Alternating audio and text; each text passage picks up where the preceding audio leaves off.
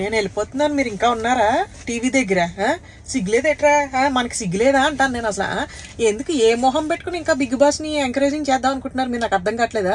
మీరేమో పొలమును ఓట్లు వేసి గుద్దుతున్నారు బయట నుండి, వాళ్ళేమో హే తూచురా మనం ఏదో ఒకటి చేసేద్దాం రా, ఏదో ఒకటి చేసేసి ఇమ్యూనిటీ పవర్ వస్తారనో ఏదో వాడేసి మనం ఎలిమినేషన్ క్యాన్సిల్ చేసేద్దాం రా.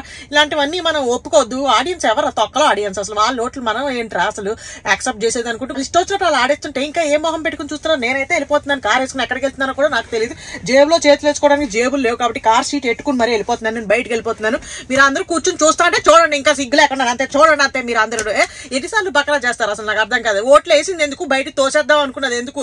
ఆడియన్స్ చెప్పారు, ఫ్యామిలీ మెంబర్స్ వచ్చి చెప్పారు, అమ్మ తల్లి నువ్వు గేమ్ సరిగ్గా ఆడట్లేదా, గసురుకోవడం ఏంటి, అవి ఏంటి ఇవేంటి అన్నారు. మీరు ఏ ఉద్దేశంతో అసలు నాకు అర్థం కాదు. మాన్యువల్ ని అక్కడ ఇరికిచ్చారు ఏమిటి కావాలని. సంజనాని చివరి వరకు ఉంచి సేవ్ చేయకుండా అన్సేఫ్ అనుకుంటూ అదే చూపిస్తూ ఈ పిల్లతోటి జత పెట్టి మన ఇమాన్యువల్ ని టెన్షన్ లో పెట్టి ఆ పవరాస్త్ర ఇప్పుడు మా మమ్మీ వెళ్ళిపోతుందేమో రా, పవరాస్త్ర వాడకపోతే ఇప్పుడు నన్ను అందరూ మొత్తం వేసుకుంటారా, మమ్మీ కోసమైనా వాడాల్సిందే, ఎలాగూ ఉండదు అనుకుంటే నువ్వు నిజంగా ఎలా ఇరికిచ్చావంటే నాన్న చాలా హ్యాట్స్ ఆఫ్ నాన్న. నేను వెళ్ళిపోతున్నాను అంతే, ఇంక నేను ఉండను.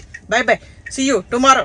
ఇంకేం లేదు, మీరు అందరూ చూస్తే చూడండి రా. నేనైతే చూడండి, నాకు విసుగొచ్చేసింది, చాలా చిరాకు వచ్చేసింది. నేనైతే వెళ్ళిపోతున్నాను. గరాజ్ కూడా ఓపెన్ చేస్తాను. Bye bye, see you tomorrow, good night. వెళ్ళవా నువ్వు? వెళ్ళిపో అంతే, బయటికి వెళ్ళిపో అంతే నువ్వు అలాగా.